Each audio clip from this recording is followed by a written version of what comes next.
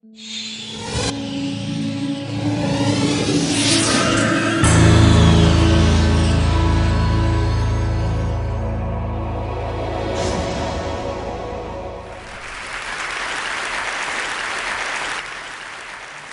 I do, and everything I do professionally, my life, has been shaped by 7 years of work as a young man in Africa.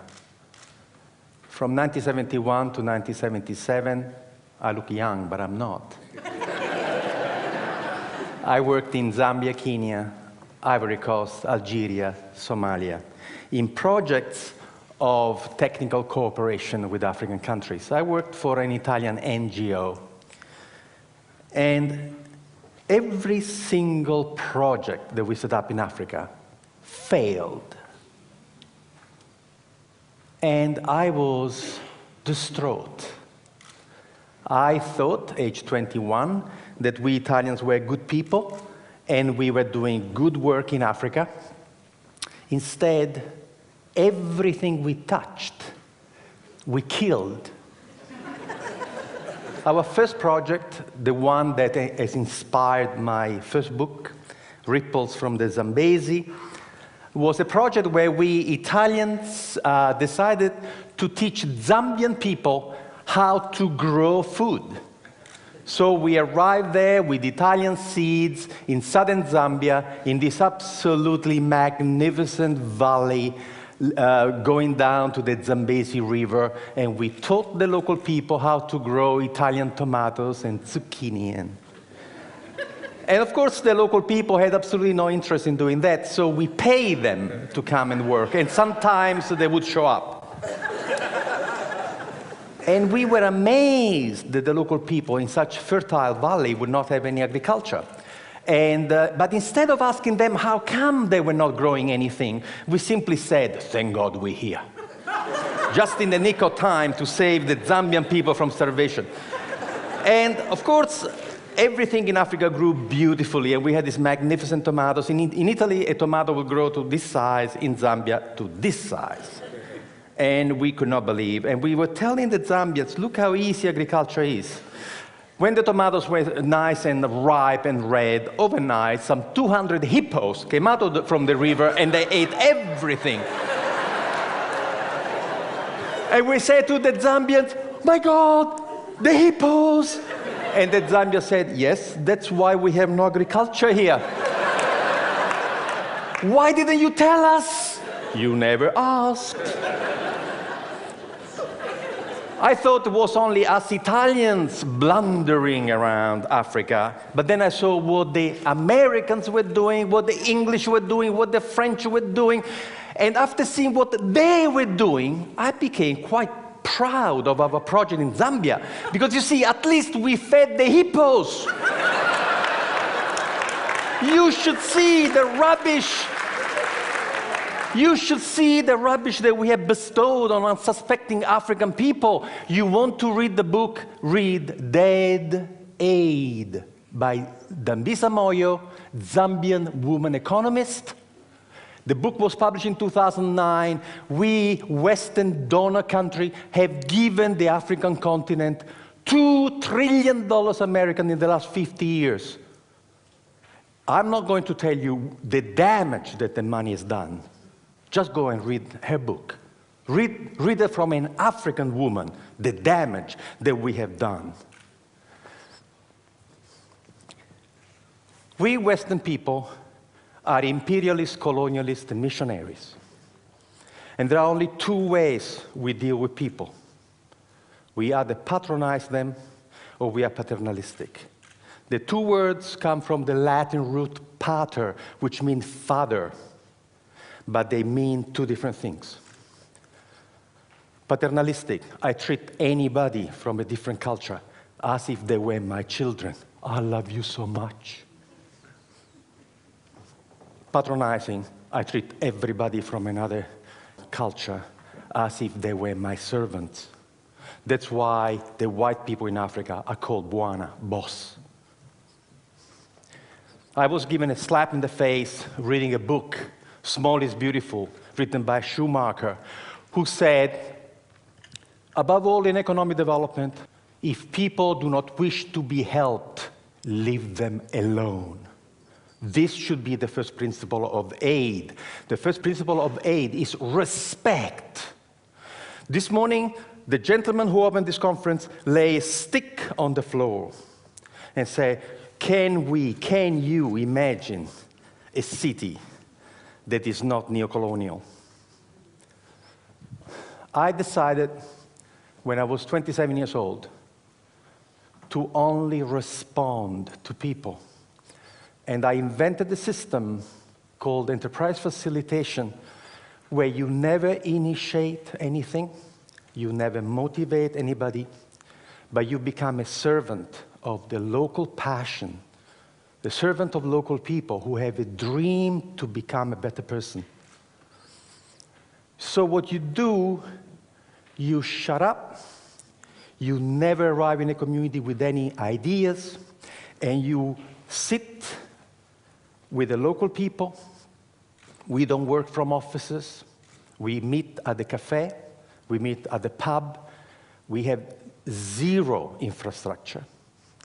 And what we do, we become friends. And we find out what that person wants to do. The most important thing is passion. You can give somebody an idea. If that person doesn't want to do it, what are you going to do? The passion that the person has for her own growth is the most important thing. The passion that the man has for his own personal growth is the most important thing. And then we help them to go and find the knowledge, because nobody in the world can succeed alone. The person with the idea may not have the knowledge, but the knowledge is available. So years and years ago, I had this idea, why don't we for once, instead of arriving in a community to tell people what to do, why don't for once listen to them, but not in community meetings? Let me tell you a secret. There is a problem with community meetings. Entrepreneurs never come. And they never tell you in a public meeting what they want to do with their own money, what opportunity they have identified. So planning has this blind spot. The smartest people in your community, you don't even know, because they don't come to your public meetings. What we do, we work one-on-one. And to work one-on-one, you have to create a social infrastructure that doesn't exist.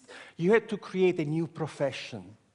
The profession is the family doctor of enterprise, the family doctor of business, who sits with you in your house, at your kitchen table, at the cafe, and helps you find the resources to transform your passion into a way to make a living.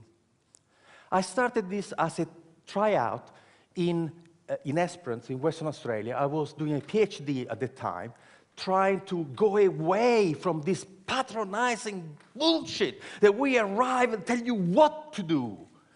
And so what I did in Esperance that first year was to just walk the streets. And in 3 days, I had my first client. And I helped this first guy who was smoking fish from a garage, was a Maori guy. And I helped him to sell to the restaurant in Perth, to get organized. And then the fisherman came to me to say, you the guy who helped Maori, can you help us? And I helped these 5 fishermen to work together and get this beautiful tuna, not to the cannery in Albany for 60 cents a kilo, but we find a way to take the fish for sushi to Japan for $15 a kilo. And the farmers came to talk to me, say, hey, you help them, can you help us? In a year, I had 27 projects going on, and the government came to see me to say, how can you do that? How can you do? And I said, I do something very, very, very difficult. I shut up and listen to them.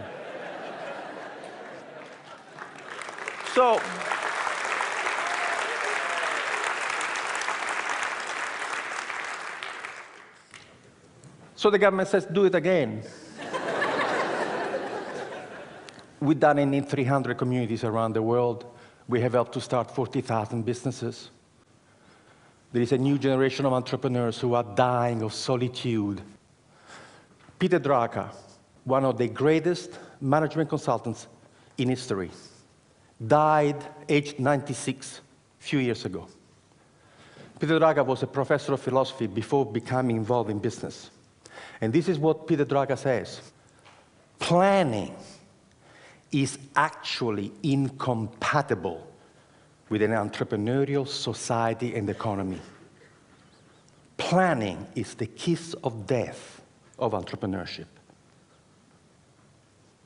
So now you're rebuilding Christ Church without knowing what the smartest people in Christ Church want to do with their own money and their own energy. You have to learn how to get these people to come and talk to you. You have to offer them confidentiality, privacy. You have to be fantastic at helping them. And then they will come, and they will come in droves. In a community of 10,000 people, we get 200 clients. Can you imagine in a community of 400,000 people, the intelligence and the passion? Which presentation have you uploaded the most this morning? Local, passionate people. That's who you have uploaded. So what I'm saying is that entrepreneurship is where it's at. We are at the end of the first industrial revolution, non-renewable fossil fuels, manufacturing, and all of a sudden, we have systems which are not sustainable. The internal combustion engine is not sustainable. Freon way of maintaining things is not sustainable. What we have to look at is at how we feed, cure, educate, transport, communicate for 7 billion people in a sustainable way. The technologies do not exist to do that. Who is going to invent the technology for the green revolution?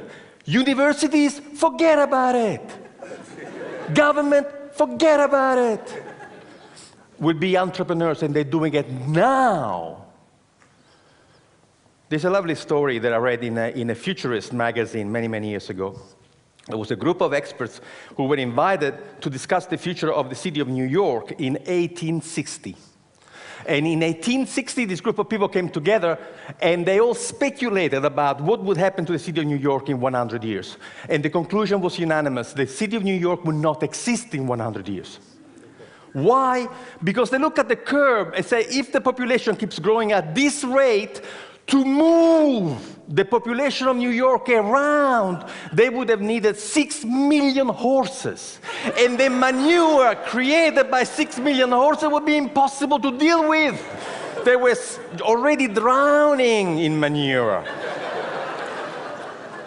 So 1860, they are seeing this dirty technology that is going to choke the life out of New York. So what happens in 40 years' time, in year 1900, in the United States of America, there were 1,001 car manufacturing companies. 1,001. The idea of funding a different technology had absolutely taken over.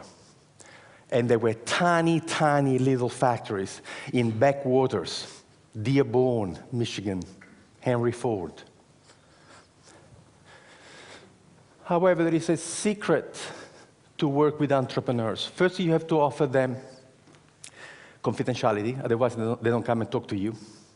Then you have to offer them absolute dedicated, passionate service to them. And then you have to tell them the truth about entrepreneurship. The smallest company, the biggest company, has to be capable of doing 3 things beautifully. The product that you want to sell has to be fantastic. You have to have fantastic marketing. And you have tremendous financial management. Guess what? We have never met a single human being in the world who can make it, sell it, and look after the money. Doesn't exist. This person has never been born. We've done the research. And we have looked at the 100 iconic companies of the world: Carnegie, Westinghouse, Edison, Ford, all the new companies, Google, Yahoo. There's only one thing that all the successful companies in the world have in common. Only one. None was started by one person. Now we teach entrepreneurship to 16 years old in Northumberland, and we start the class by giving them the first 2 pages of Richard Branson's autobiography, and the task of the 16 years old is to underline in the first 2 pages of Richard Branson's autobiography how many times Richard uses the word I, and how many times he uses the word we. Never the word I and the word we, 32 times. He wasn't alone when he started. Nobody started a company alone. No one.